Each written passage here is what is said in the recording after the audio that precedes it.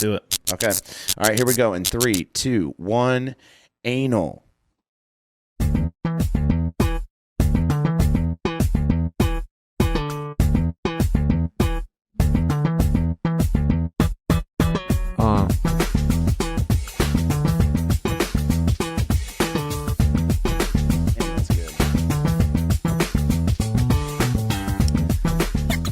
Hello, and welcome to another silly swamp monsters slithering through soothing sounds of sirens singing songs both of sadness and symphonic silliness, while Uncle Gary gets lost in the eyes of another grown man singing him a love song episode of the Days Grimm. My name is Brian Michael Day. My name is Thomas Grimm. What's up, dude? Not much. I'm going to be honest with you. Two things. I didn't start my screen recording, and I've missed you. Yeah. And your Dolphins aren't in the playoffs. Yep. Let's just take a moment of silence for your sadness. I don't know why you would bring that up. Just to, Out of bring spite. you to tears, a little bit. Out of spite, I feel like you're doing this. I'm just kind of glad your football season's over. It makes more time for the pod. Do you think that I have a problem Yeah. with spending too much time on the obsession of the football? Yeah. The football obsession? Probably. I don't know, man. I think it's a lot like cocaine. I think that in doses, it's healthy. Sure, and doses, not every single weekend, bending out. You could argue either way, honestly. No, I'm very excited. Dude, the football season is over for the Miami Dolphins. Year 2, or no, the second year with our new coach is going to be great. I'm pumped about it. You're a fucking asshole for bringing that up. Who did we have last week? What happened last week? Gina. God bless her, dude. She was an angel. Because this one will air after Gina. Yep. If you're not aware of what we're talking about Gina from Little Miss Nasty. All the way from Cali. From Cali. Shout out to the West Side. Gina, you crushed it. If you're big into burlesque or, just butt cheeks and titties and good music, dude, that's what they're putting out there. Good vibes. So check them out. Last week, that would have been episode I think 106. 105, 106, something like that. Yeah, man, I don't know what else to say. I'm 3/4 chub. Hit him with that intro. Joining us this week in the Days Grimm shoebox is Sam, a.k.a. Swamp Eyes. How are you? I'm good, Swamp Eyes. That's right. Now, is that like panda eyes in the conspiracy on that? God, dude, you're such a racist. Yeah, that's exactly what it is. He has a thing for the Asian community. Mm-hmm. He's had it out. Is it a good thing, bad thing? No, it's a bad negative. thing. Okay. It's all It's a negative. bad thing. He had an uncle, Gary, that served in Vietnam, and it's just been a nightmare ever since. It's really in the blood, Yeah, I respect you for it, though. Right. Gotcha.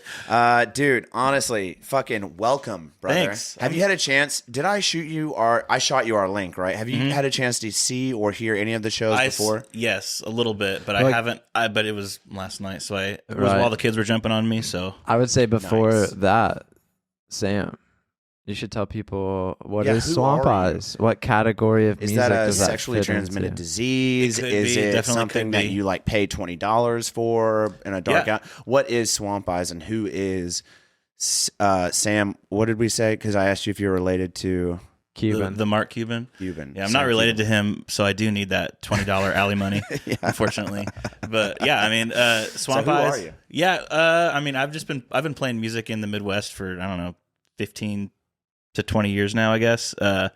But Swamp Eyes is my newest experimental folk punk project where I just kind of do whatever the fuck I want and hope people like it. Right.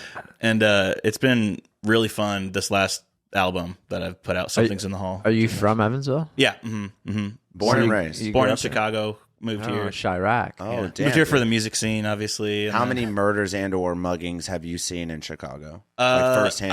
I didn't see a bunch because I moved here when I was 6, so Maybe maybe saw a couple. We're not. yeah, ruling it out. maybe like under 15. Who knows? Wow, that's a good number. Yeah. No, solid. 12 of them were my own. That was like day It's robust. That's very like robust. That's like day one in Chicago as a baby, right? Before you leave the hospital. That's expected. expected. Yeah, That's it's expected. kind of like how the Russians throw you out into the Honestly, snow. dude, they were like working out his circumcision, and then like 3 people got robbed in that hospital. Right.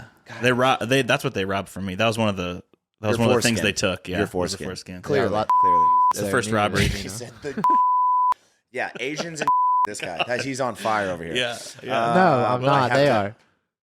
Jesus Christ. A lot of bleeps right off the Please bat. there's- dude, let's so if All right, let's not Kanye out. if you made it very far into any of our episodes, you're aware that we do a little treat every week without fail called The death of the week. the death of the week. Let's do it. This week's death of the week, I'm Brought super to jacked you about it. by Wally Opus Records. And also Wally Opus Records. Swamp Eyes. Wally Opus Records. These super sick coasters made by Corn Dog Development. Links in the description. Promo code Days Grimm gets you 10% off on everything in his store. The link in the description will take you to Etsy. Just a heads up. So this week's death of the week, ladies and gentlemen, without further ado, British 36-year-old male found dead in Bally Swamp after telling fiance on WhatsApp he'd be home soon. The body of British man was discovered in the swamp next to a landfill after a suspected road accident in Indonesia. 36 years of age, found lying face down by shocked locals near the Suwong landfill in Denpasar City, Bali, on Sunday morning. The Englishman's fiancee, 36-year-old Inda Prihatarnini, I'm not even going to try that, said had gone to a nightclub in the beachfront area of the Legion on Friday night. He texted her shortly after midnight on Saturday saying he would be home soon, but he never returned. South Denpasar Police Chief Kampol Jetty Jesus Murphy, quote, can't say these people's names, quote, at around 01 a.m., the victim sent a WhatsApp message to his girlfriend, and he said he was on his way home. The quote continues. However, after waiting until the morning, the victim did not come home and was contacted by his cell phone, but was not active. The police found the suspect died in a road accident and added that they are now investigating the British citizen's death. Post-mortem examinations indicate injuries were caused by his motorcycle falling into the water. It's not as cool as I expected it to go. Whoa. You know what I mean? I thought they were going to be like he was found face down with his pants. Face down, ass up. Right. They you could know be what I mean? lying to you. You never know. Damn, dude. Guess that's what you get for using WhatsApp, though. Right. Honestly, dude. I mean, but he's in another country, so, you know, maybe he just didn't want to. I'm not a big WhatsApp. Me either. WhatsApp. I think it's mainly like people in other countries that aren't from here that use it. Probably Or people in the mostly. military. It's like their number one This go-to. fucking guy, dude. He immediately came out with like, yeah, Yeah. like right before my death of the week, dude. What, You you got a gotta, problem with you have to relax with how aggressively you say it, though, because the funny thing about the word, it is not only the proper vernacular for an individual of Judaism, but it is also the slur for their people as well. It is. So you have to watch how you're like saying the word. It's all about your tone. There's like 50 ways to say Yeah, have you read that book? No, I've heard the song. Yeah. Is that a real book? I think he wrote it. He just published it. Oh shit! Yeah. Turn up. Just hit dude. Amazon. But anyways, yeah. So Yeah, that's check it out. it's It's trending self-published. now. You know? Yeah, trending now on Spotify. Audible coming soon. So God bless you. I don't really care for the British. So how old were you when you moved to Evansville from I was Chicago? like 6. 6. So I didn't see too many murders besides the ones that I Right, took part committed, with. you know, yeah. a couple cats, a couple dogs. Hold Right, on. right. You're a cat killer? I could be. No one Killer. No one knows. Yeah. That's off of a Adam Sandler movie. So were you I into can't music remember. at a young age? Yeah. I mean, both my parents were super talented at music, and so I didn't. Sick. It was a luxury to be able to basically have two parents who knew whatever I wanted to teach or whatever I wanted to learn, they would teach me, and whatever instrument I needed. What was one of the first available. instruments you learned? Guitar, drums. I mean, those were all like at the same time. Right. I think guitar, drums, bass, piano, probably. So Swamp The Eyes regulars. is like a one-man band Yeah. ensemble. Mm-hmm.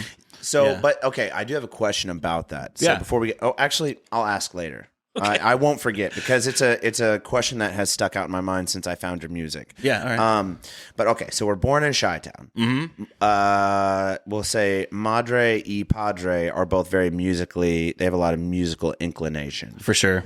Did either one of them do anything big? Like, did they ever like make an album or go anywhere, do anything with their musical talent? Well, I mean, they've been playing live. I say go around anywhere here. very loosely, by the way. Like, did they ever like, get paid to play gigs or whatever? Yeah. So I guess, just honestly, it's kind of my fault that they stopped, because they are now essentially very awesome full-time like babysitters for me and my wife. That's fucking sick. It by is the way. very awesome, and it's appreciated so much. So they would play out and around. Their band was Dogtown 3. They played all over just the surrounding areas. I've heard that name before. Okay, yeah, Dogtown 3. Mhm. So they played a lot of like So mom and dad were 1 and 2. Who was number 3? That's the question. of the family. Dogtown 3. Oh, let's see. Brent. Do you is know his who the name. third person was? It was Brent. Brent. Yeah, he plays in another band now too.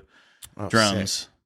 And then he had a heart he's attack like- one time, and I had to fill in for him on the spot. It was pretty intense. On the spot? Yeah, it was kinda dude crazy. just had a heart attack. They wheeled him off, Yeah, and they were I like, was hey, our watching- son can play his part.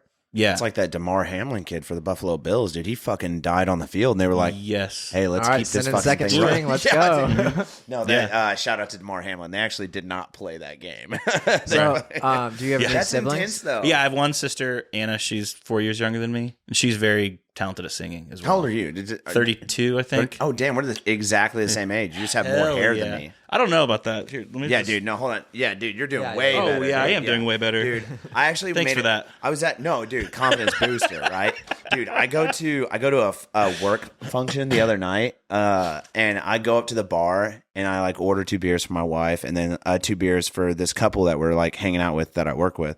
Anyways, long story short, I get back to the table with all the drinks, and Kristen was like, my wife, she was like, did she even card you? God bless the bartender. And like, she didn't. And so I answered my wife, I was like, no, she didn't card me. And then she was like, well, what the hell? Because she didn't card me earlier either. And I was like, babe, she took one look at this hairline and she was like, that man is 45 to 50. He's good. Send it. You know what I mean? Like, Yeah. so you're solid, my dude. That being said, though, so they had the Dogtown 3. So Brent, right? Am I saying it right? Brent eventually has a heart attack. Yep. And at some point, And doing you a solo fill in. gig. How old are you at that time? 20 something. I Okay. can't remember. I mean, I was here and I Dude, was that's- drinking, so I don't. So 20 something. That's the story, dude. Honestly, like when you think about it, as an adult now in your 30s, you're not quite there yet. Fucking baby over here. What a tiny But when you hit your baby. 30s, that moment, like what you just said, I was 20 something. That's the highlight. That's life right there. That's life. For It anyone is. who's like still 20 something and they're like, what the fuck is this bald bitch talking about? Yeah. Listen, honey.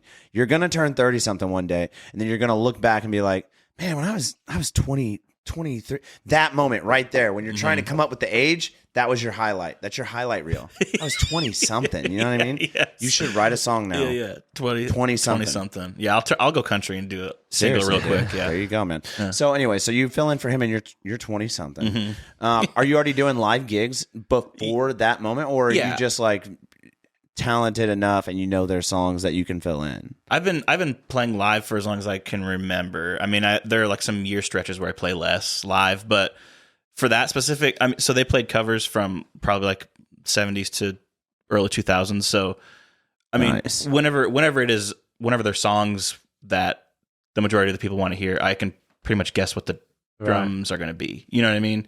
So it's like, Oh, so you were filling in for drums? yes. Oh, we weren't very clear on that. Did we Sorry, specify? I missed that. Oh, I'm sorry. Brett so was the sorry. drummer that had a heart attack I that he missed had to that. fill I in. didn't hear Oh. drummer. I'm so sorry. Maybe I didn't say it, but So But I feel like with drumming, it's like it's pretty. I say easy, but I can't keep a rhythm to save my life with two hands. You know what I mean? In my opinion, I would 100% rather fill in on drums than be like, hey, will you do all of the solos, the guitar solos for these next 60 hey, man, songs? Johnny just had a heart attack, and we need you to fill in, and he's got like 3 licks in this one song. Can't it's do like, that. I can't do 3 licks and play the rhythm. No, thank you, dude. Nope, can't do it. What do drums you think about? What do you think about lead guitarists? I fuck them, right? You know, hold on. Dude, actually, hold up. Since we're talking lead guitarists, I saw Tyler Brown today. Yeah. He's in a new project. Oh, do you know Tyler Brown? Sebastian's brother, right? Yeah, the guy from MGM. Yeah. Yep. So Tyler Brown was in Forthright for the longest time. Okay. This might be groundbreaking. He's separated 5 months now from Forthright. I had no idea. 5 months. I saw him in the gym today. He works out at Bob's West, and he stops me, and he's like, "Yeah, I'm starting this new thing." And he's got a band with one guy from Indianapolis, one guy from here, one guy from Finland, and then himself. Very cool. New metal band coming up. So Awesome. Who's your least favorite person in the band? In which band? Just your band. My band is definitely me because I have a bunch of self-loathing. So it's my second or my third personality. It's it's just all of them. Lead singer. Yeah, they all kind of suck, dude. Since we're on the subject, though, do you ever talk to yourself? Oh yeah, all the fucking time. Is that not like? I feel like that's a creative person thing because you talk to yourself, don't you? Maybe like in my head. Maybe not like audibly, but like in your head, you're like, idiot. Oh yeah, you know what I mean? Yeah. I do it audibly though. Okay. So my wife has come in several times when I'm like coming up with stuff for the pod, or dang, you got a lot of jingle jangle going on there. Yeah, sorry, man. But I'm workshopping something or whatever, and I'm like, no, you fucking idiot. And she's like, what'd you say to me? Yeah. I'm like, no, I'm talking. Oh, for talking. sure. Yeah. Just talking. Mm-hmm. So when do you think what are you doing, dude? Are you like how old were you when you performed your first show? Yeah. So where are you when you first performed I think live? like 7th grade, probably. My first band, Network Lethal, I think, is what I know. That's what we were called. And you're in the 7th grade? I think, yeah, 7th. Yeah. Where'd you go? Did we say where you went to high school at? High school, Mater Dei. I went to St. Philip grade school, high school, Mater Dei, college, USI. A lot of drugs there. Catholics, a lot of drugs. Dude. Yeah, I'm a big Catholic guy. Big into him. Well, he's like, yeah, fuck him. As I'm saying, like, That's I'm a big their Catholic motto. guy. It is. Fuck 'em. It He's is. like, fuck Do not 'em. wear a condom, please. It's fuck them, and then in parentheses, it's like boys under the age of 9. Yeah, So yeah, exactly. moving forward. So did you enjoy Mater Dei? I liked the friends that I got there. Mater Dei is fucking sick, dude. The And education- they went back to back. I don't know if you're aware. Sports are good, they went man. back to back titles. Oh, yeah. state titles Mhm. just this year. Yeah, they're very talented. It was like 3A, just to be fair. Everybody, so chill the fuck out. You know, Yeah, they're not everybody- like sending anybody to any D1 schools anytime soon. Yeah. But like I happened to be down on Franklin. I knew they were playing in state up in Indy the day before or the night of. But I was like down, like getting a buzz on Franklin and just like a school bus and then a fire truck and then like 3 ambulances. And it was just like 14-year-old kids hanging off the damn. I was like, what the fuck is happening? They were like, oh, you didn't hear Mater Dei won state again. I was like, fuck. So shout out to Mater Dei. But Was your first genre of music in the band still kind of like the folk rock? I think there were always okay. So growing up, I was definitely more. I remember the first like songs I learned were like on electric guitar and a drum set. Probably like I'm gonna say like I remember learning some Korn songs and like Slipknot songs in 7th grade. Yeah.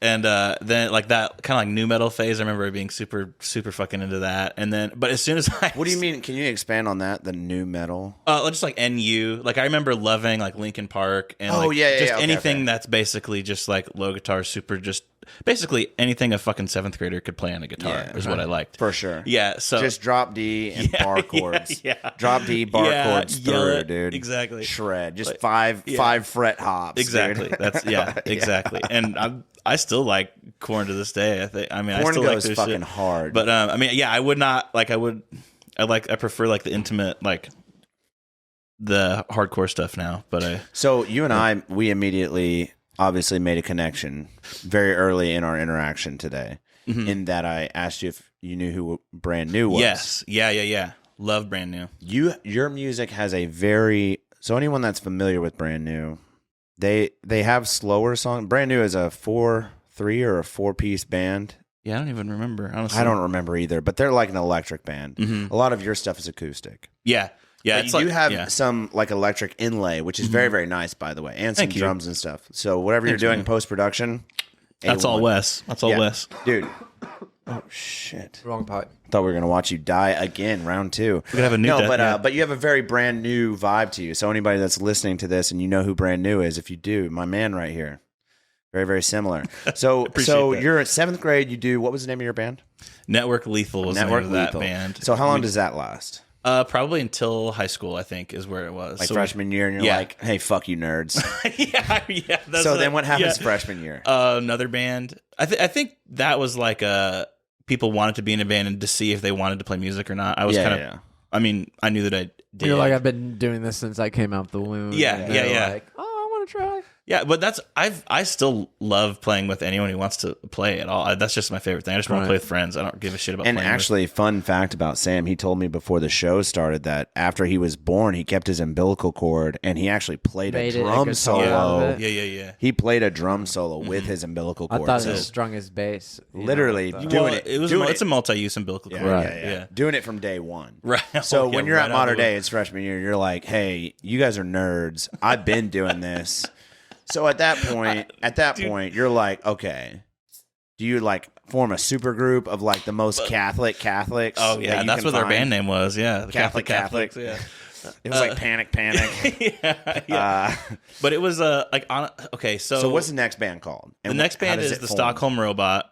That was sick. That was from freshman year, and that was all like an acoustic 4-piece, and that had probably like 4 or 5 different lineup changes. So are these like just playing live, or did you guys like produce your own albums? We produced our own albums and stuff. There's like 2 or 3 of them on Spotify. Okay. I think right now. But nice. So growing up, I started doing like the heavier stuff because that's what I still love the most. But as you grow older, you realize that you're like pissing everyone off. And then you realize, well, I guess the way to make music and not piss everyone off in your house is to make it on an acoustic guitar because it's not going to, anyone's going to be fine with that. You know, it's a little more easygoing. Yes. Yeah. People don't have to put up with these smacking drums or like the doing fucking guitar bass feedback. drops like gong, right. gong. Right. Like, so that's kind of... Is somebody dying right now? Is this the call to Satan? Yeah. What is happening in here? Yeah. So while like my parents were super supportive, everyone around me was super supportive, I still was like, fuck, I need to like... that's all I wanted to do was play music. So I was like, well, I'm just going to do it on acoustic guitar. And that's kind of where like it kind of drifted into the folk environment where I was like, well, I feel more comfortable making it here and I can just do it for like 12 hours a day on this and no one's going to be pissed off. I have to say that I'm like very impressed. I'm actually a little mad at Wes that it took us up to, I've known him for now going on a year or longer, and it took him this long to even tell me about like some of his other people that he's been working with, like you and several others. I'm like, he sucks, dude. Yeah, dude. Honestly, what's the opposite of a shout out? Because to Wally Opus. I agree. Check out the Wally Opus podcast, by the way. If you've made it this far, we're 20 some odd minutes in. Check out the Wally Opus podcast. Yes, it's very good. No, but man, I'm very upset that I'm just now finding you. When did you meet Wes? Yeah, how does that happen? So my wife is Chloe, his wife's cousin. Okay. And we're all close. So I think I feel like I remember going on vacation. Your wives are cousins. Yes. Just so I'm not mistaken. Yep. Okay. Yep. Got it. And so I think it was like 5 years ago is my guess. That's what I'm guessing. That's how long 5 to 6 years ago. He came to one of like the family parties and then it was just immediate kind of making out and stuff, and so we just kind of go. You and him, yeah, we just have our own side thing. 100%, dude. Yeah, for sure. I asked him. Did I ask him how many times he had done cocaine during his? I don't think so. I'm curious as to how many times he's actually done cocaine. I am too. Oh, you know what? That's one thing we didn't talk about pre-show, unless you mentioned it and I wasn't in the room sex, for it. drugs, and hookers. Yeah, he said that's all he wants to talk about. Yeah. Sick. Cocaine. Where are we at on it? Have you ever tried it? I have never tried it, and it's Same, not. But it is not out of not wanting to. It's because I know that I would love it too much. Well, my fear is not that. Like, okay. My fear is that, like, clearly I'm going to be a cokehead as soon as I try it. Yeah. That's just like the persona that I take over at that point. Like I am now Scarface. I am now the West Side Coke dealer. Yeah. You know what I mean? Like I'm going deep. You're not settling for second place. This is like You can't Breaking do that. Bad on the West Side, like modern day edition part 2. Yeah. So anyways, no, my fear is that like there's fucking fentanyl in everything. Oh, now. So yeah, like unless you Yeah. know a Colombian dude that stuck it in his butt to cross the border, like fucking no, thank you. No Right. says I ain't doing it. Yeah, I get that. Yeah, so I'm not trying to die anytime soon. So like cocaine is definitely on the table for me, but I was just wondering if you like maybe had You tried mean on it. the mirror? I have not. You what? On the mirror. I'll do it off your butthole, dude. I don't care. Yeah, that's cleaner than fentanyl. version. Dude, honestly, like I don't care. Yeah. I'm just saying you normally do it off a mirror. Like I don't care Said where on the table. Oh, yeah, like as far as like on the I'll do it off anything. Like Yeah. anyway, so away from that. So We cocaine, had a you never separate tried podcast. Not yet. it. Prostitutes, where we at? No, I'm just joking. I haven't tried one yet either. Yeah. So what is like okay, so what's your ideal you've been doing music for 20 some odd years now. Yeah. What does I guess let's stay on the timeline for What was a little one bit of the longer. What was one of the technology things that came out? Like, was it like Garage That's a good Band or question. something along those lines that like blew the game up for you, like game changer for you? Yeah, Well- did something new come out that you were just like, what? So honestly, I've always been pretty terrible at mixing and mastering myself because since I play all of it, every time I'm recording it, the last thing I play becomes like the most important thing. And so I always try to pump that in the mix, and then it ends up sounding just like garbage and everything's just together and it fights. But honestly, it wasn't necessarily software, but it was like giving up the idea of mixing and mastering myself and going to a studio and being like, fuck it. Someone else is going to help me decide which is which is the best instrument. When was to one of the first times you stepped into a studio? Well, first it was with my dad in his basement. How old are you at that point? That was high school. That was high school, early high school. But then also he felt similarly too. So at that point, I'm like really kind of just tried to mess around with my own. That was whenever I was in college and I was like messing around with my own shit again and trying. I was like, well, I'm just going to try it again. And that was You the were, like, first ripping time when you were gravity in bombs college? and- Yeah. And Okay, then, so you're 20 something, or well, late teens, early 20s, and that's the first time you ever record anything with your dad. well, sorry, in high school is whenever I recorded with my dad. And then after that, I'm like, we both were kind of like, fuck this. We both had the same mentality. okay, and then okay, in okay. college, I started doing it myself again. And I'm I was like, following. and then I'm like, dude, no, I was right the first time. So then really the biggest thing was going to Wes at the studio because he's super, super helpful. And that was just with this album too. He's so clean. He's very technical. I don't know what he... Actually, I do know what... Because he's been on the podcast, reference episode 90, whatever. I don't have it pulled up, but dude, his pod was great. He actually went to Full Sail University. That was... Yeah. In his podcast, that was the first time I found out what Full Sail was. Yeah. I had no idea. I'm like, Right. full... I don't... In that reference, I don't think I bleeped that one. I mean, I'm- with a hard R. But I didn't really emphasize the R going into it. Oh. Yeah. But that being said, I had no idea. He's very, very technical, though. So whatever he learned at Full Sail, I remember in the podcast, like he took his education very serious when he Yeah. was there. A lot of people, he said, will join Full Sail and then just like drop out. Didn't For he sure. say like the attrition rate is like god awful? Something along those lines. Yeah. But anyways, Something he's along the very- lines of god awful. yeah, it's something along the lines of like modern. So you don't day- necessarily know if he uses like Melodyne on your tracks or I anything know along that those we lines? don't use pitch correction or autotune, but we did use a fuckload of layering. Yeah, Like, so I was gonna say there's a lot of layering, and so I was gonna like, did you have to adjust your voice? I guess for Yeah. each one of those. well, just I did. It wasn't like in the computer, but like a slow down because again, I'm pretty. What's layering for the layman? It's layering. just like our lines right now; they're layered on top of each other. So basically, you would sing one section of lyrics, and then you would stop, go back, sing the exact same section of lyrics, and put them on top of each other. Yeah, with Like the a same kick. amount of like same expression, like try to mimic it perfectly because it just Really? it thickens it up, and also like I mean everyone who sings will be just a little bit sharp or a little bit Oh, Flat. neat. flat. Yeah. So you sing the song through basically one time, and then you're like, all right, stop, and then Wes plays the track back, and then at that point, then you just sing over that track. Yeah, so what we did in a lot of these tracks, it was like if for any mains, like lead vocals, I would think that it was tracked probably 3 times for that lead. And that is basically, if you have 3 people trying to sing the same note, it's going to sound like that note versus like, and it also thickens it up in the mix, which is what we need. Like the opposite of my hairline. And we're talking. I get it. We're talking about the album "Something in the Hole." Right. Yeah, big shout out to Something in the Hole, man. Thanks, dude. Where does that... Okay, let's not get to that yet, because we're still talking about the first time. I want to stay to the timeline for a little bit longer.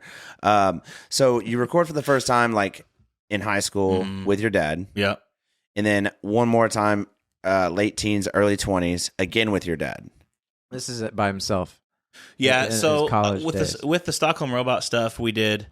That was my the high dad, school years. Yeah, and then the other half of the Stockholm Robot stuff, we went to Scott Wambach, who operated The Room like 10 years ago. He put out the last album as well as the last song, Trailblazers, which is like 18 minutes long.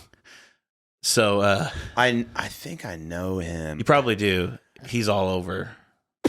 He's also in my other band. Sick. Yeah, the Chugs. The Chugs. Yeah, Oh, Jesus. we make music about Dude. Ham's beer. About hams. Yeah. Brian actually made a YouTube channel strictly about throwing About hams. Ham's beer. Did you really? We can talk about this all fucking day, dude.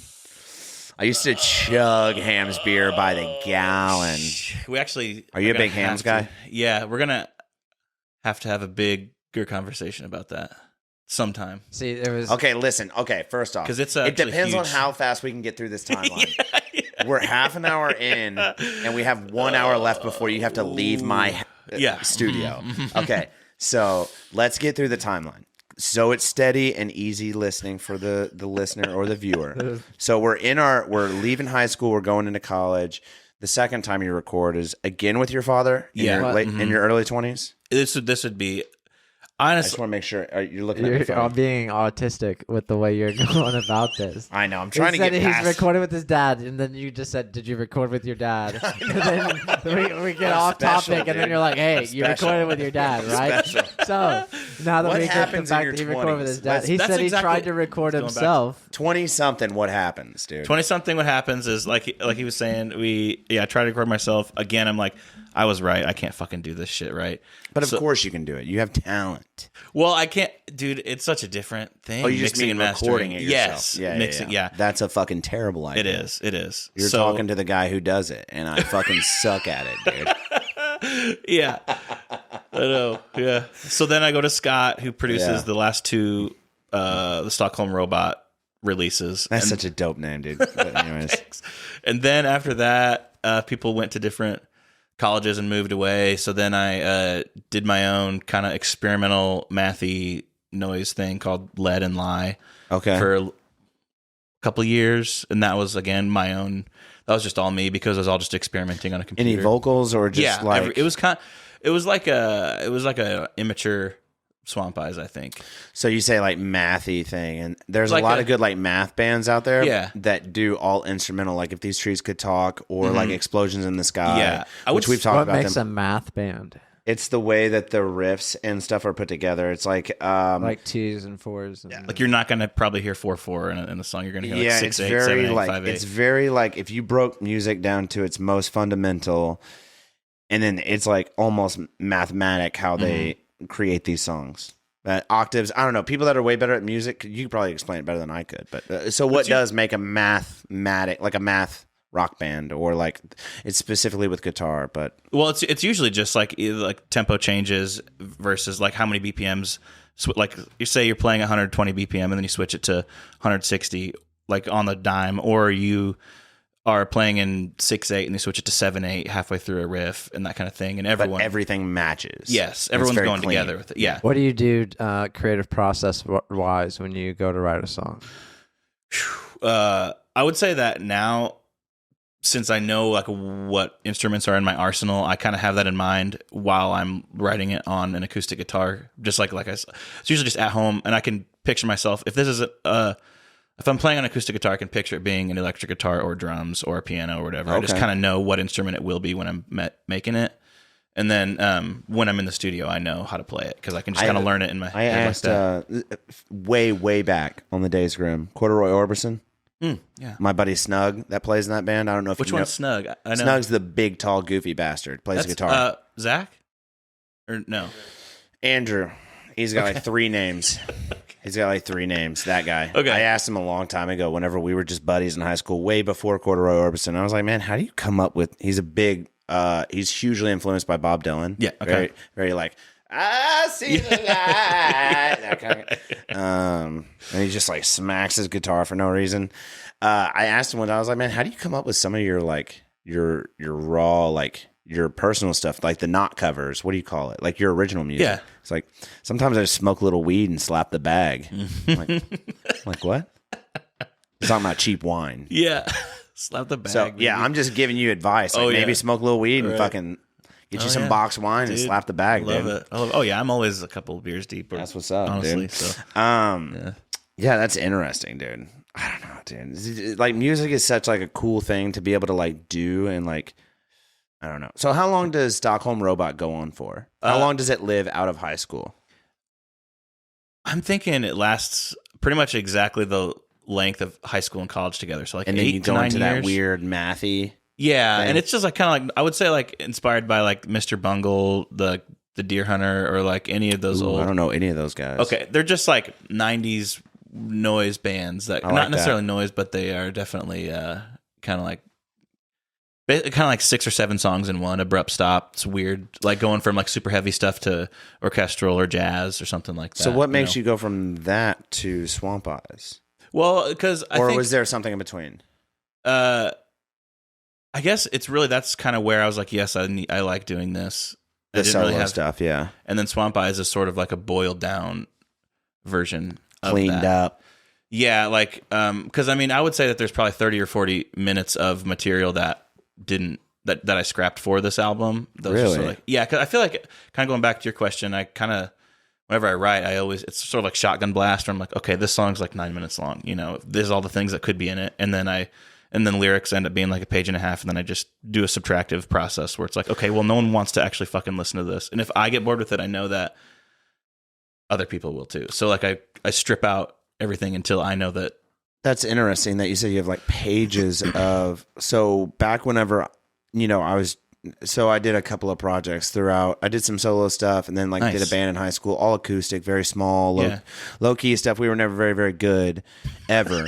We were actually awful. People paid us money to not show up. Dude, like, that is the way to do it. Yeah, people were like, if you just stay 150 feet away from my establishment, we will give you $300. That's perfect. Yeah, I'd love to do and that. we made a lot of money. That being said, I was the writer for all the songs and the singer. And awesome, dude. I'm not good at either.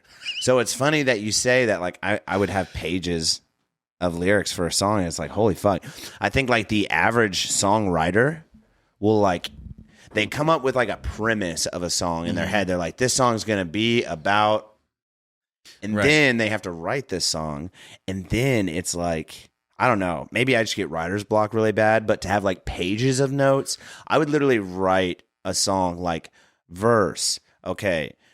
God, where's the bridge? The bridge. Oh, and yeah, you know what I yeah. mean? And you're like, you're just praying for a break in lyrics and you're like, For sure. Yeah. So for you to have pages, I just feel like that's interesting. So like, where do you find your inspiration? I feel like he probably finds like a bar or a section, like 4 lines that he likes, and then writes the song from there. Versus like, here's the start, here's the middle. Here's What do you think about? Yeah. Well, it's so recently it's just like the creativity flows, and that I'll end up writing like 2 or 3 songs on the guitar and be like, okay, shit, I need lyrics for these, or I don't. I mean, I need to fill it somehow. Is it lyrics? Is it other instruments? What is a it? fill on the drums, Yes. or like a solo, or a quick little lick. And so once I get like burnout or like musician's block, whatever it's called, then I switch to writing. And then, I mean, for me, I can always like, if I can't do one thing, I can probably do the other thing.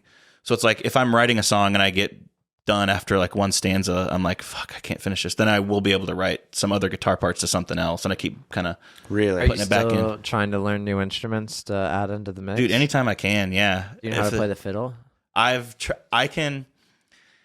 So one thing I did on this album was with the cello, since I can't really play the cello, I just duct taped the places where my fingers should go.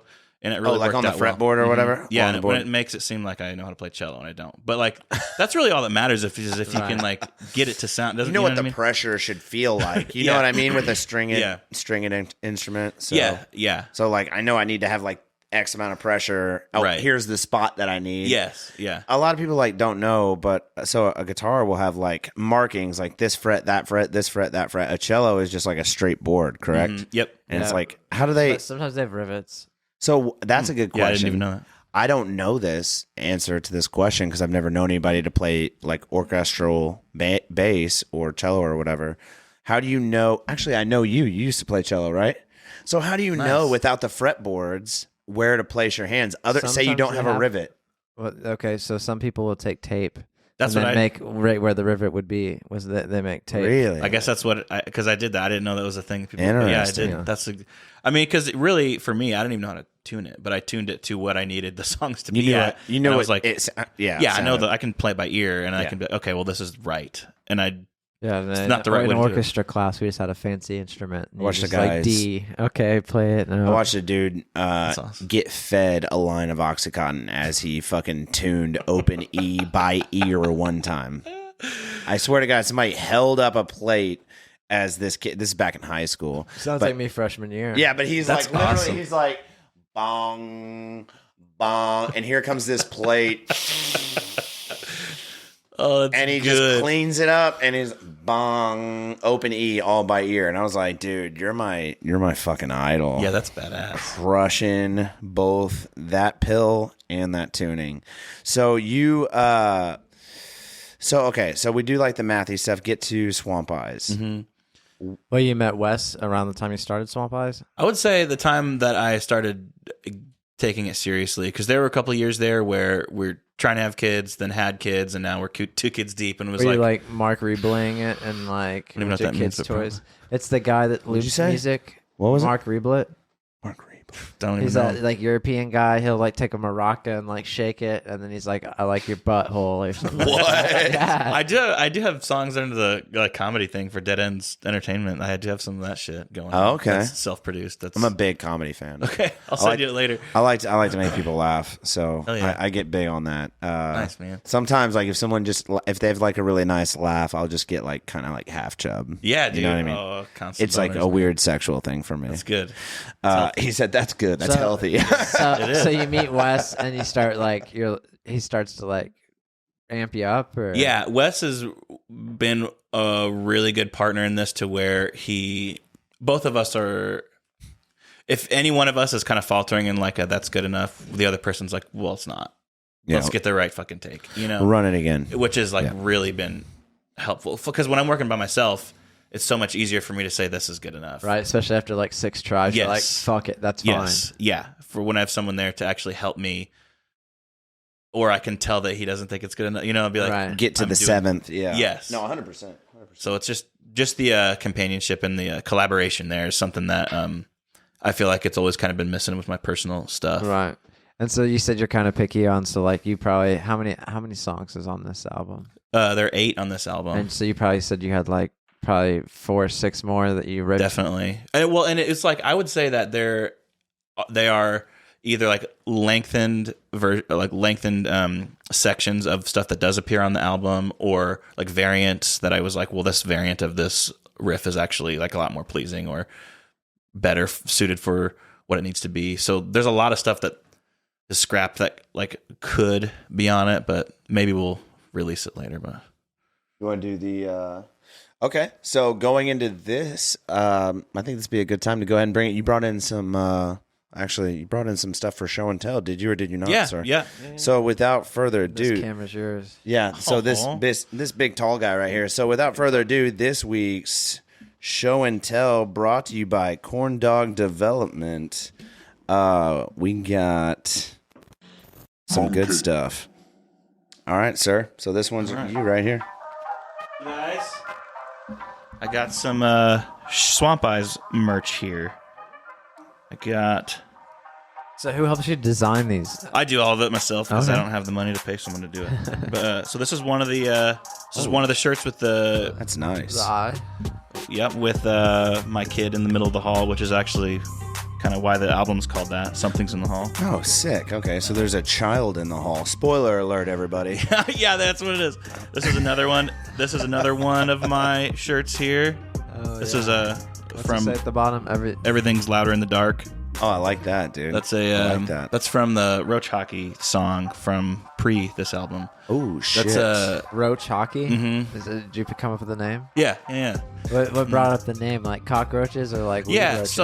so I remember in our old house there, like, the neighbor had a roach infestation. Oh fuck. And so, like, there would be several times whenever there would be seriously like 20 or 30 roaches, like, climbing, like, you could see them scuttering or, into the driveway, and I would just seriously spend 10 minutes like hitting them back into her yard. Fuck And I was like, that. this is fucking stupid. But it just kind of reminded me of just like swatting away fucking problems that keep coming Right. back at you. And That that's sort checks of out, what's- man. That checks out, Yeah, dude. normally I break my roaches down and just roll a roach blunt, but Dude, Hell yeah. speaking of And then- insects, though, when I was a kid, I had a BB gun, and I don't know what it is about, like, far east side Posey County grasshoppers, but they're the size of fucking Labradors.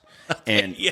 dude, they're fucking monstrous. And I remember I grew up next to a cow farm, and I would set my BB gun up on, like, a box, and I would just shoot these Labrador-sized grasshoppers off the cow fence, That's off the awesome. barbed wire fence from like 10 feet away. I'm like, I should not be able to see this grasshopper this far away. Yeah. And I'm just banging it Yeah. like they're splitting in half. what's Well, and I have one about more it. thing. Oh, we got something else? Yeah, this is from my other band, The Chugs. We Oh, make hell music yeah. about Ham's beer, and so this is. I love that logo, dude. Oh my God. Where do I buy that t-shirt? You can actually buy it at hamsbeer.com because we actually own the website. Hamsbeer.com. I swear to God, yeah. That's great. Yeah, I'm not. It was surprising. We should talk about the Borden Brothers at some point. Yeah, I told you, man. I knew it deserves a second conversation. This week's show and tell brought to you by Swamp Eyes, Corn Dog Development, Wally Opus. Check out the Wally Opus podcast. He is a good producer and a worst friend, I promise. Dude, that is wild, man. Yeah, that's pretty crazy. I love that fucking t-shirt. Yeah, I'm pretty psyched about it, man. That's fucking pretty- it feels sick. pretty good. Oh my God, that's fucking sick, dude. No, man. But anyways, okay. So you What's had, been one of the biggest challenges you've had to overcome on this process Of which process? Just like of like Swamp Eyes? specifically Swamp Eyes. dude, Yeah. What's your time biggest- management is fucking crazy because Because you're not doing it like. I mean, you might be doing it full time, but it's not like your main money. bringer. no, I work at 3P Marketing here in Evansville. I'm the creative director there. But Damn. so yeah, I mean, I have a 9 to 5, and then the 2 kids, And then, yeah, you got kids and a wife. and then guilt. Also, if I do anything, you Right. know. So it's And like, then also sadness that is just there all the constant. time. Yeah, yeah. And that comes just with self-loathing. your 30s. You'll find. Yeah. You turn 30, you're sad all the time. yeah, and in pain, just like chronic. Yeah, just- my knee or Yeah. my back. Sometimes I wake up and I'm like, is that my toe or my ankle? I don't even know anymore. It doesn't matter. You can't tell what feels. You're Yeah. just like, it hurts. Yeah. So basically, it's like finding like an hour of time, being like, okay, I have to fucking do this now. Yeah. Got to get this. While the Do you find arthritis it- is down, do you I got to find get it- in there. Yeah. You find it harder to work when you're in that time crunch. Easier. You're like, I only got an hour. I feel like I like it. I'm like, okay, have an hour. So I'm not gonna take a 5-minute break, which Yeah. ends up being a half an hour break. I'm like, You just fucking- got to do this. Full chub, you just power through it. Power through it. Yeah. Power through it, man. There's something to be said about a nice, full, solid, hearty Erection. chub. Yeah. That you just like grind through Oh, it. yeah. You know what I Yeah, mean? yeah, No matter yeah, what totally. the Lord brings you, you're like, take this. Yeah. So You know there's what I a mean? lot Give it right like a back to 'em. prostitute. You know? Yeah, dude. Here's this stiff ween. Check it out. Dude, I'm impressed. What's I your really, favorite really am. song on Something in the Hall? Ooh, that's a good question. Well, I'd say, dude, Which one did you have the most fun making? so all of these are like, I feel like there's like a lot of grunt work at the beginning, and then I feel like vocals are where they kind of came together.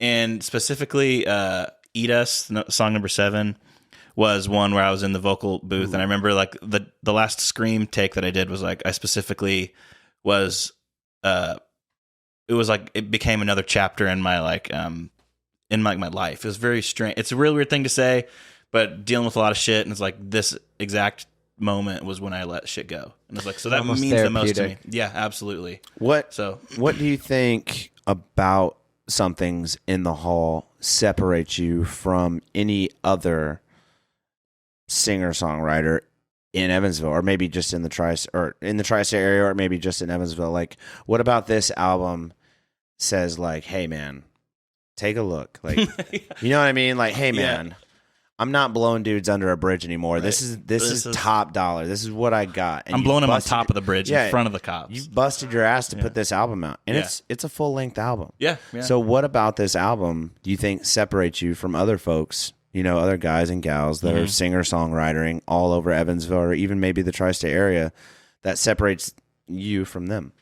Well, with this album. Yeah, I do feel like there's an equal amount of like fingerstyle acoustic guitar, simple like chill stuff with some pretty chaotic blasts of like noise, like in Dig a Hole and Eat Us and Farm Up North and stuff like that, where there's like, it's just really chaotic. And I think the juxtaposition and like the binary relationship between the chaos and calmness is a good separator. If I'm not mistaken, was it Trash Place? I think that may have been the one that I listened to, or Trash Palace rather, that it starts off maybe pretty slow, and then 3/4 of the way through it kind of gets really, really loud. That one is, I think, Dig a Hole, probably. Is it Dig a Hole? Is it kind of like a I don't even know, like it a just manual labor song type it goes thing? It goes from like a very brand new, like very simple, chill vibe to like you may have even screamed in it. I'm not sure. Well, and it like just picks up for like immediately out of nowhere, like halfway through the song. I think it might be Wait for the Lights. I think that might be that one. Okay, it's Wait for the Lights. Maybe. Then. Okay. There's a couple of them like that. But that's like a really good, like nobody's really doing that. Like where it's like calm. Your house is on fire. Yeah, right. You know what I mean? I feel like that's what I need, a lot of it. That's hot, dude. I like that. Not like sexually, but well, also partially kind of sexually. Like that's hot. I get off. It's a really good almost song. Get off too. Get off on houses on fire. You know? Dude, first responder. You know. Yeah, dude. Fuck yeah. I just feel like a lot of the calm. Like I feel like the dynamics are what get me off versus 100%. Like one Yeah. Don't get me wrong, I love like hardcore punk, and I also love just like regular Americana, but I like them together. What do you think? Are you a big numbers person? So like Brian's not a numbers person. I'm here and I'm like always watching. I'm like, all right, this pod got this many downloads. This pod got this many. I don't think I ever was until recently, where this is definitely the most important thing for me that I've put out. So I do think that I will care more. Do you think like Spotify, you've got over 5,700 monthly listeners. That's pretty good. I mean, I'm pretty excited about it. Pretty fucking solid. I'm pretty psyched about it. But like I was gonna say, I've interviewed people with less. I was gonna say, was there a point where you started to see those numbers like start to grow, and then you were like, oh shit, and then you're like, oh shit. Definitely. Do you think that Wes had anything to do? No, I'm just kidding. He didn't have shit to do with this album. Dude, I gotta say something, dude. Fuck you, Wes. No, I'm just joking. Wes is fucking sick. I fucking love him, dude. No, man, but do you think... What was it like watching those numbers rise? Do you remember like what it was that you did where you started to see the snowball? Yeah, and then specifically getting playlisted is absolutely what happened. Now, how does that work? You pay? Well, that's what we're trying to experiment with right now.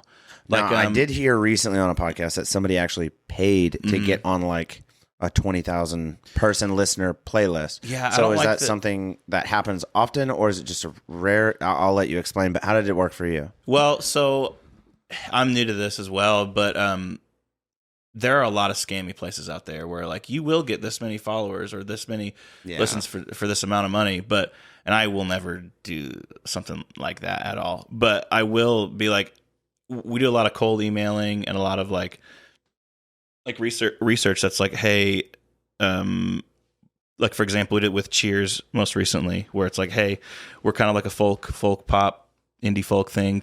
We think it sounds like XX and X. Do you think you want to put on your playlist? And just a ton of that, and you get a lot of positivity. And I guess, how do you find the leader of the playlist? I guess. Well, so a lot of times there are a couple places out there that we've used.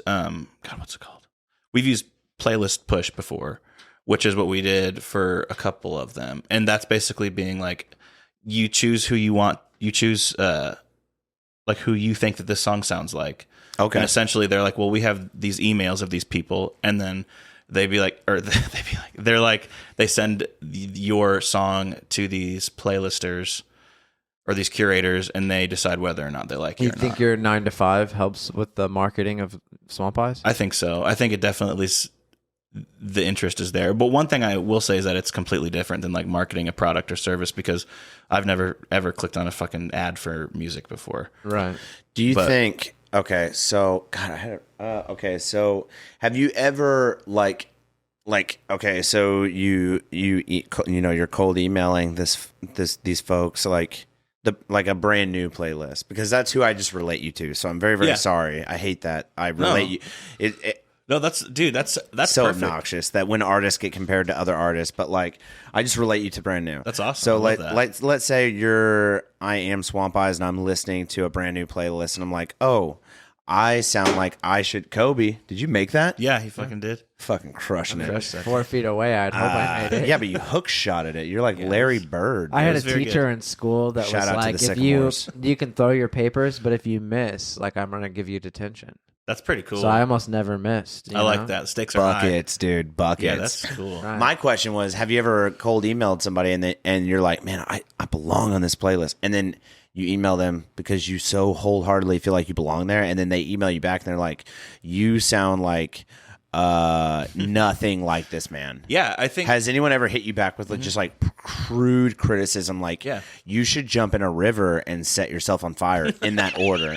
So like that's my biggest thing about doing the podcast. And I don't mean to like attack you. No. But because your music, I love your music. It's phenomenal.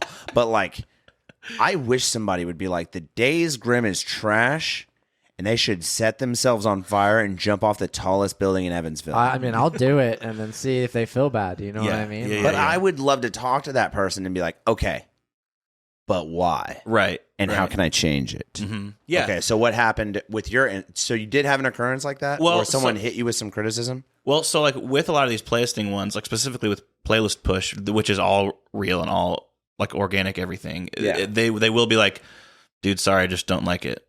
I don't like your song, or like this doesn't belong on this playlist. You're not getting in.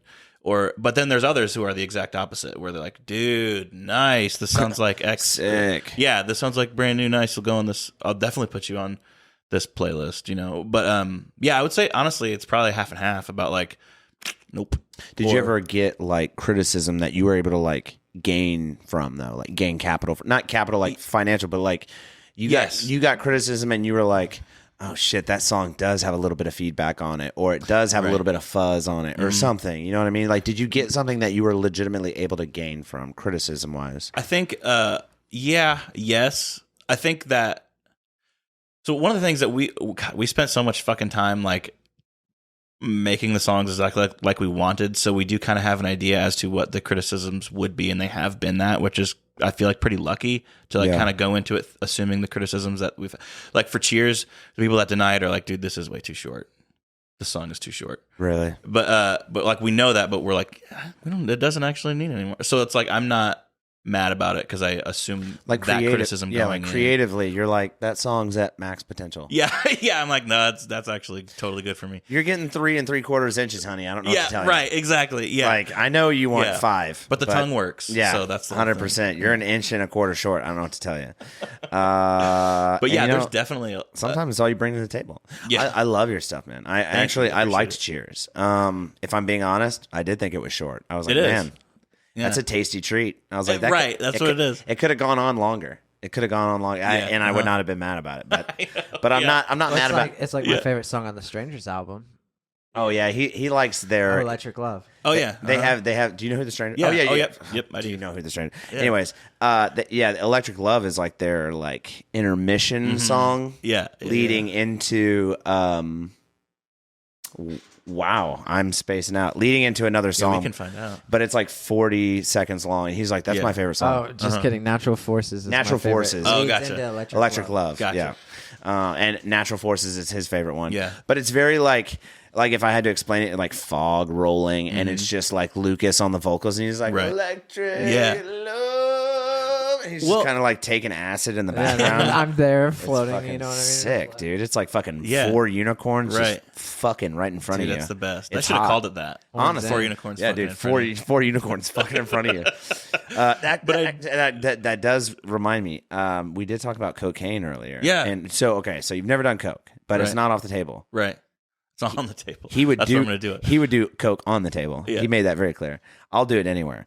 done Acid coke on my or own. any hallucinogens. Have you done any of those? Mm-mm. Do you not? Have you not Not even experimented mushrooms? much? I haven't experimented much. So are you not a big Weed- like drug and alcohol user? I Or- drink almost every day. I'll drink anything, honestly. Oh shit! But, Okay, square up, dude. I like that. But I smoked weed occasionally, but I feel like it's alcohol that is usually That's in my what's up. system. So that's a that's I feel like alcohol can be a very creative writing tool. Yeah. It really, really can. It can really like just kind of like loosen you up, and you're like, Yeah. I know there's 2 times that I get most creative when I'm playing guitar by myself. That Cherrywood Alvarez right behind you is actually my guitar. Oh, nice. It's pretty sick. It's like 10 years old, and it's like cracked in half. That's the best, man. Actually, all the instruments on this album I've had since I was like 16 or 18, dude. I knew a guy that tried to take a shit in that guitar. Actually, Oh, nice. Did you try to clean it or just no. I had to like fight him, and that's when the guitar got cracked in half. Oh, that's kind of But anyways, high school, crazy. But like, I know there's 2 times when I get the most motivated to like play and jam and just not write. I don't write anymore, but it's when I'm highly caffeinated or a little buzzed, and it's not like drunk, but like buzzed. You know what I Gotcha. mean? Yeah, Like, oh, yeah. Like 1 bourbon when you can operate. or like 3 beers. Yes. What's your like favorite time to ride? I guess is what it's. Yeah. getting I've at. always been a night guy, I think, just at night. It honestly, I feel like that's always been when I function the best. Thanks for saving me on that, dude. Yeah. I was really drawing that one out. I didn't know what you were doing. I'm not very good at fucking interviewing people, to be honest with you. what- You know, if there's anything I've learned in 2 years from doing this podcast, it's like I should not be interviewing people. What advice do you I think have it's great. for anyone that wants to get into being like a one-man band?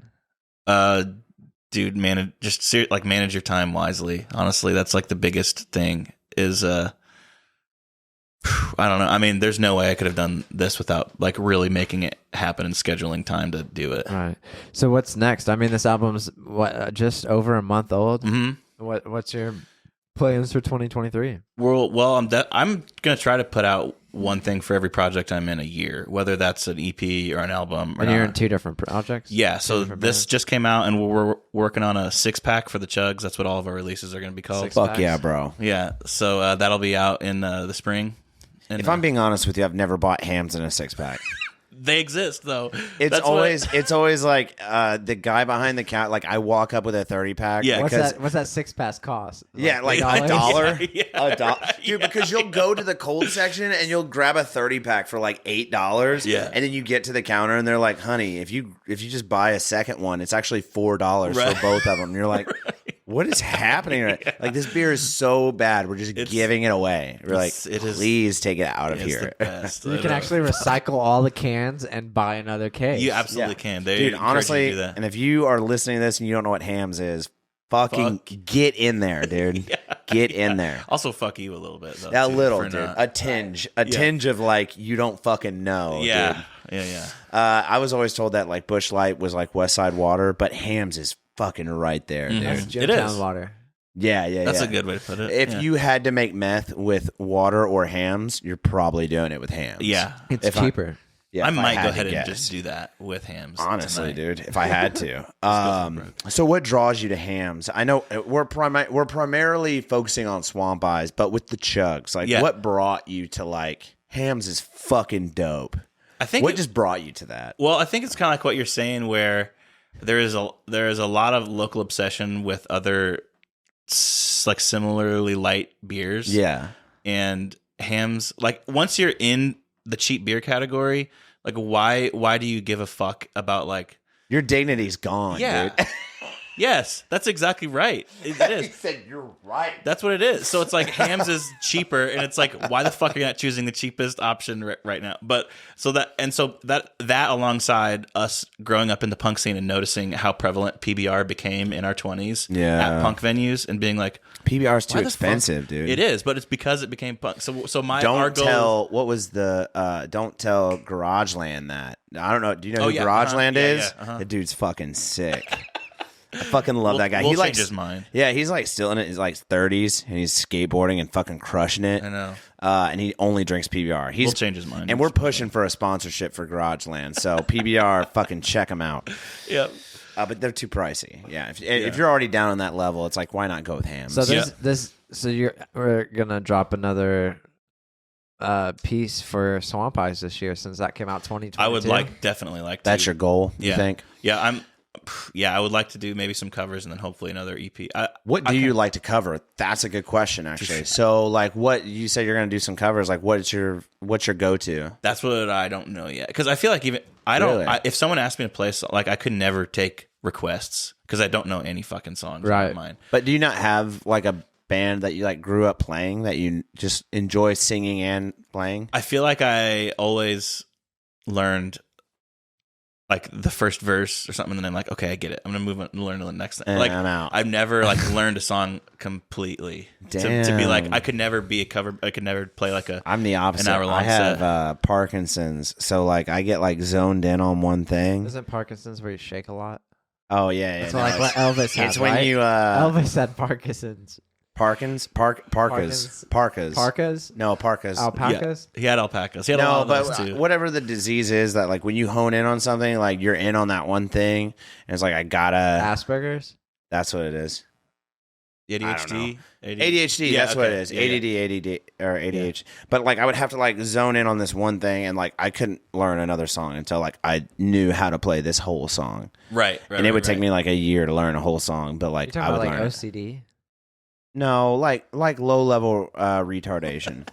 Low level retardation. Like yeah, 87, right, 87 yeah. octane Yeah. retard thing. Yeah. Yeah, dude. Whatever. I don't know. I kind of feel for me, I feel like it's similar to like watching sports. Like I still can't really get through a game without just wanting to play it myself, or be like, oh, I just want to go play basketball or play baseball or throw or play catch or something. Yeah. I don't know. I get it. So if I'm starting something, I'm like, I gotta fucking do it myself.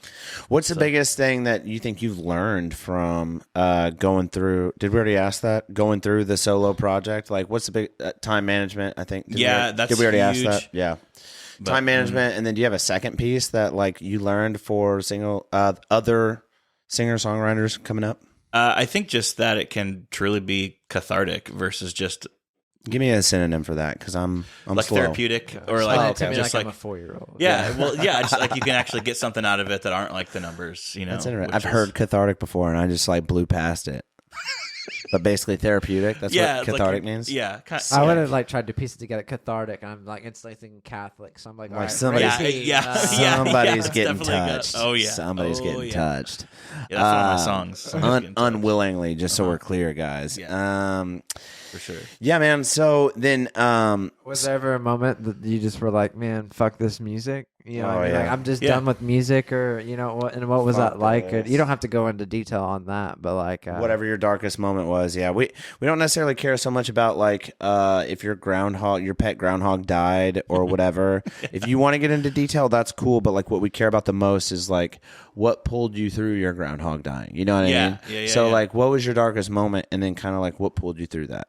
Well, in 2021, Quinn, my oldest, was 17 months, and she was diagnosed with type 1 diabetes, which is insulin dependent, which, you know, was pretty rough. And so that was life-changing for all of us. It still is a 24 hours a day, 7 days a week type of thing, monitoring. So it's like that was really tough that first of all helped me prioritize time management, first of all, and then help me realize, okay, how the fuck do we get through this and operate on a regular level again? No shit, man. And then this album helped a shitload, and that was kind of like what Eat Us is just talking about, is that, well, that's like really the whole album is about that, but that was really the getting through the groundhog dying thing. Damn, man, that's a I can't believe we hadn't even thought to ask the whole time. We're sitting here talking about something's in the hall, and we haven't even asked, like, what is this?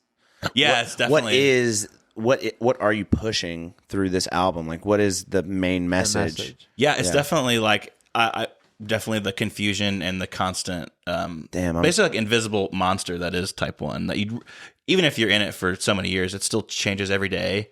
every second. So it's like that's kind of what it's all about. Is like you don't really know what's happening. That's I try to emphasize that in the music and like the blasts, like the blasts of chaos versus the calmness is sort of like the confusion confusion too, though. Yeah. It's like you never know when something like that's going to happen. That's exactly like you're driving right. down the road, you never know. Yeah, And that's actually a good point that Thomas makes, is that like your message is dope and it's clear and it's pushed through, but like also it's worded in a way that like, or it's put in a way that like Thomas was just explaining, like it's applicable to life. Yeah, and I don't want to. Yeah, I think that was a big thing too, is that I really didn't want it to like people to like necessarily know that it was about a specific disease, unless. But it's the struggle and strife. Yes, it's yes. like this comes with that. Yeah, and I think it's a great message, man. Thanks, dude. I'm pumped about it, dude. I'm still really pissed at Wally for just now telling me about you. I'm gonna have to fucking give his nuts a tug. You know what I'm saying? I'm going to see him pretty soon. I'll do it too for you. Right across the Tonight? street. Yeah, actually. Can you flick his balls for me? Yeah, I he's just will. right across the road here. He is. Yeah. Dude, go over there and fucking set his house on fire. Don't do that, because his wife's an angel. Yeah, he's got a kid too, but I'll set something close to his house on fire. Yeah, like a bottle rocket or Yeah, I'll something. do something where he knows that he messed up. Dude, I don't know, dude. I'm just very pumped about what you got going on here. Thank you last so minute much. shout outs and Yeah, plug yourself. Yeah, last couple minutes is all okay. you. So kind of like whatever you got coming up. If you got a show coming up, if you got, Everybody surprise. go stream Something's in the Hall by Swamp Eyes. Yeah, check definitely. it out on Spotify. Link in the description. Something's in the Hall, and he's got multiple other albums. So give him a shout on there and rate him. So, anyways, last couple minutes, all yours, man. Yeah, thanks. That's really all I want people to do is listen to the album and stay and like follow on Instagram for show announcements. And What's your handle on Instagram? it's at Swamp Eyes Music. And yeah, actually, that's the website too, swampeysmusic.com, where you can buy the T-shirts and find the other links like Bandcamp and all that stuff, like videos, music videos, etc. Last minute shout outs. And yeah, I want to give a shout out to Wes from Wally Opus and my wife, my kids, my bandmates in the Chugs, who are actually we're playing at Boca on February 4th. Oh yeah. So come see us then. We're opening for Xander Wolf. Xander Wolf. We know him too. Yeah, Yeah. Alex Morgan. Mhm. Yeah. Yeah, we do. Alex Morgan. I'm pumped, man. You got a lot of good shit out right now. Thank you. I've not looked at your older stuff, like Don't need to. You know what I mean? But Swamp Eyes is crushing it. I didn't Thank you, even dude. know about the Chugs. I'm gonna have to look the Chugs up. I'm very interested. The You're Chugs got Brian chubbed up. dude. I've been 3/4 this whole interview. Me If I'm too. being- yeah. I think Honestly, he's been looking- it's hard to tell because you know what I mean. It's I just can like see your desk popping up. yeah. every once in a You know, while. I got a lot that I'm working with back here. But no, I just appreciate you could be doing anything for an hour of your day, and you came in and talked with the Days Grimm. So thank you very much. I greatly appreciate it, man. Dude, this has been awesome. I really appreciate you guys asking me. Yeah, man. And this has been another thrilling episode of the Days Grimm. My name is Brian Michael Day, My name is Thomas Grimm. and this has been Sam from Swamp Eyes. Thank you so much, sir. I appreciate it. Thank you guys.